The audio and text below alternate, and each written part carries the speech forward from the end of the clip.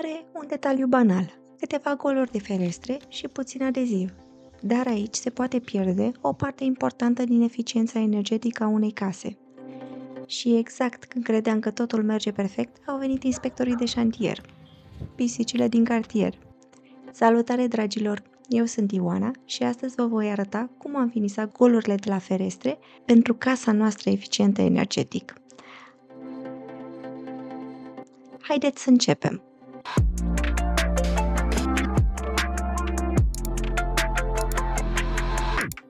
După ce am terminat structura casei izolată și acoperișul, următorul pas era pregătirea golurilor pentru montajul ferestrelor. Într-o casă eficientă energetic sau pasivă, nu este suficient să ai pereții bine izolați. Și zona ferestrelor trebuie pregătită foarte atent pentru a evita punțile termice și pierderile nedorite de căldură. Noi am construit casa cu ICF de la Isodom și e totul documentat pe canal. Ziua 1.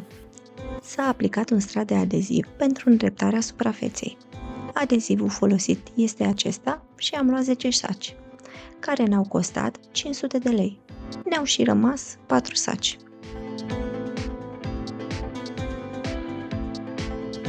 În acest cadru aplicăm un strat de adeziv de masă de șpaclu direct pe zona golului de la fereastră. Practic, uniformizăm și îndreptăm trecerea dintre miezul de beton al sistemului ICF și stratul de izolație interior Isodom. Într-o casă pasivă sau eficientă energetic, ferestrele se montează cu benzi speciale de etanșare. Aceste benzi nu se pot lipi etanși direct pe un beton poros cu asperități sau pe îmbinarea neuniformă dintre polistiren și beton sau direct pe polistiren. Adezivul creează o suprafață dreaptă. Se elimină microfisurile și golurile de aer.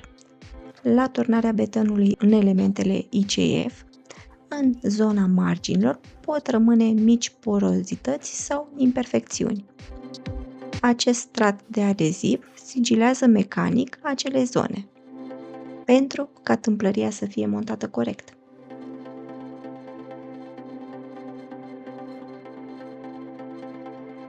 Lucrarea părea să meargă foarte bine, dar nu luasem în calcul controlul de calitate.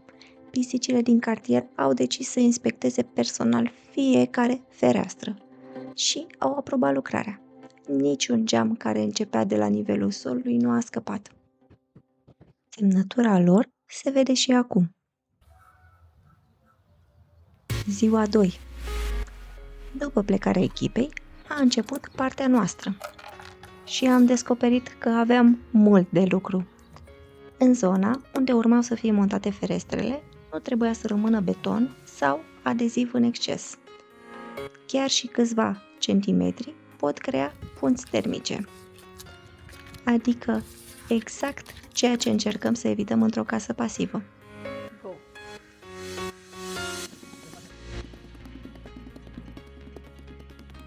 Planul era simplu.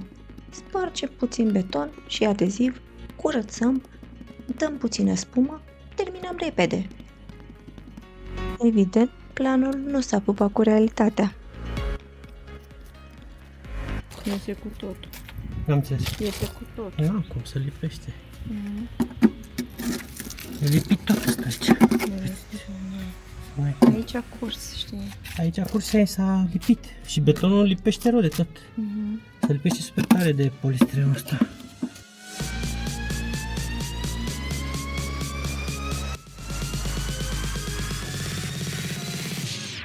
Lucky.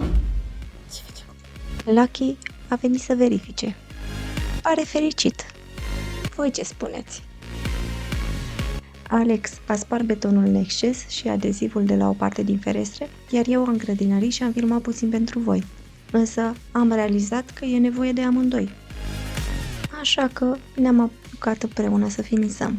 De la măsurat, la spart și curățat. Măsurăm 20 de cm de la interior, 5 cm de izolație, plus 15 cm de beton armat. Doar pe zona aceea trebuia să avem adeziv, în rest totul trebuia spart, fie adeziv, fie beton pe unde mai era.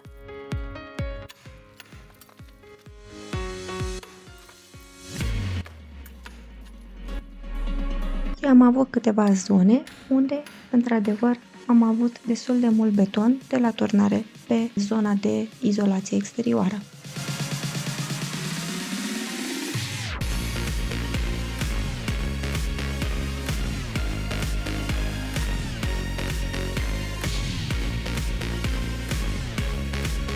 Pentru etapa asta ne-am completat și arsenalul de șantier.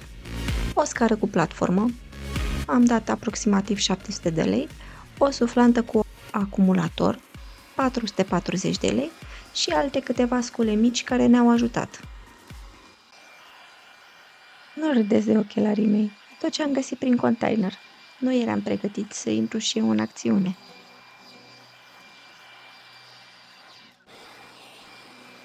Pe unde s-a mai rupt izolația, lângă stratul de beton și, dacă mai sunt spații, am băgat spumă. Am pregătit tubul de spumă, un pistol și Alex a dat fix pe mine. Am început bine.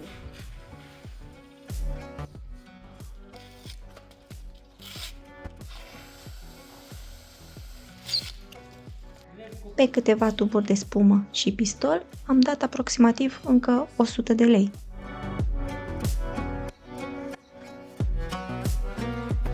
După câteva ore de muncă manuală cu dalta și alte instrumente, ne-am dat seama că nu terminăm singuri. Așa că au venit întăriri. Părinții noștri, tatăl meu și tatăl lui Alex, și am lucrat în echipă cu toții, fiecare cu partea lui.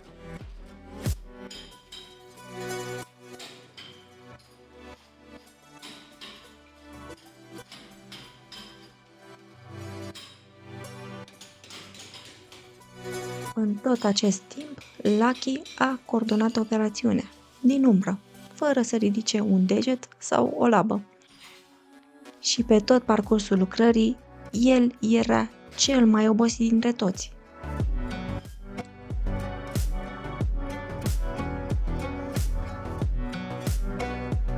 Și încet, bucățică cu bucățică, am reușit să curățăm aproape toate golurile.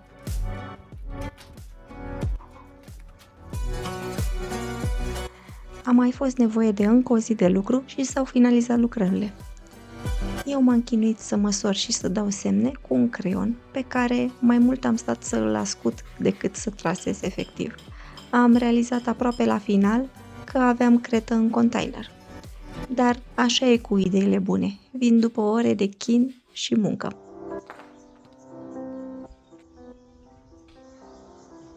Nu au fost 4 zile întregi de lucru, însă ne-a fost și drag să finalizăm împreună această etapă mică înainte de închiderea casei.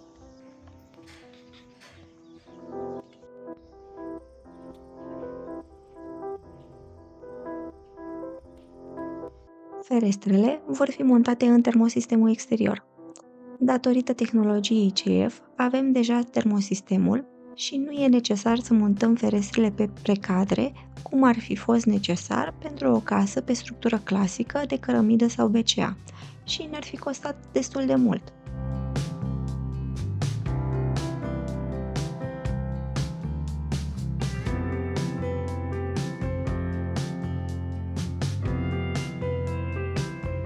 La final, nu pare că s-a schimbat mare lucru.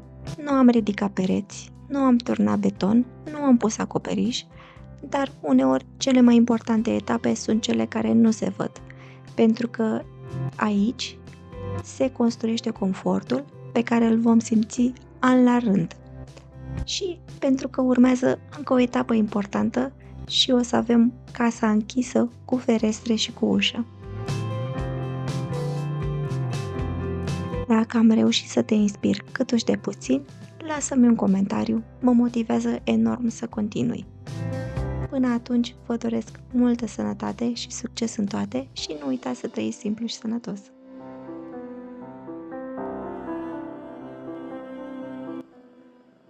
Eu încercând să editez pentru voi acest video.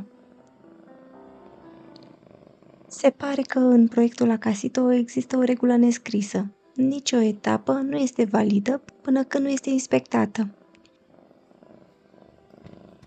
Iar eu, când credeam că inspecția s-a terminat, a intrat în scenă și supervizorul șef al montajului, Marvin.